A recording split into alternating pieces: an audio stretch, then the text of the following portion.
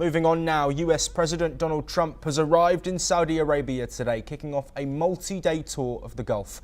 Trump brought along top members of his cabinet as well as US business figures, including his advisor Elon Musk. Saudi fighter jets escorted Air Force One as Trump landed in the capital of Riyadh. Trump will address an investment forum in Riyadh and later in the week head to Qatar and the United Arab Emirates, fellow oil-rich Arab monarchies with long ties to the United States. The trip marks the US president's first major visit aboard of his second term, with the White House saying he looked forward to a historic region. 8 years ago, Trump also chose Saudi Arabia for his first overseas trip as president. His decision to once again bypass traditional Western allies to travel to the oil-rich Gulf states underscores their increasingly crucial geopolitical role, along with his own business relations in the region.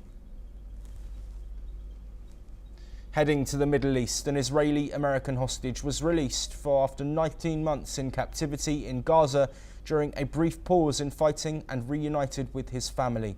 Israel's military received Edan Alexander from the International Committee of the Red Cross, which facilitated his transfer from Hamas. The release was reportedly intended as a goodwill gesture and as part of efforts to reach a new ceasefire deal ahead of US President Donald Trump's visit to the Middle East.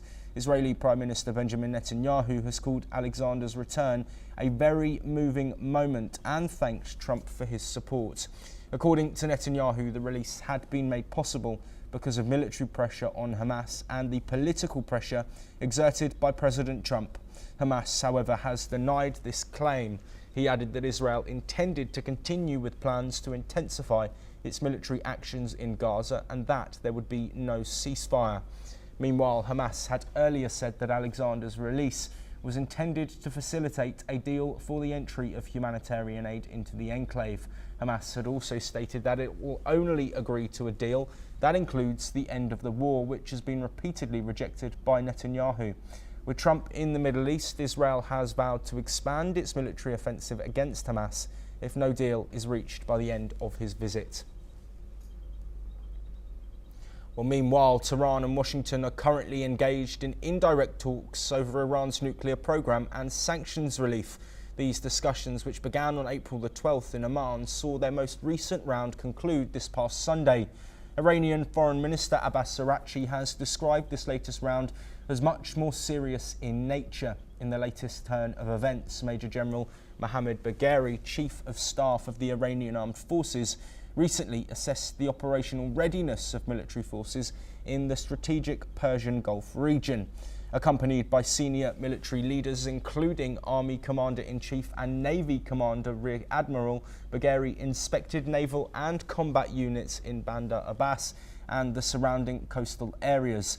The purpose of his visit was to evaluate the operational status of Iran's forces in the region and ensure the full preparedness of both the Army's Strategic Naval Force and the IRGC Navy to protect Iran's territorial and international waters.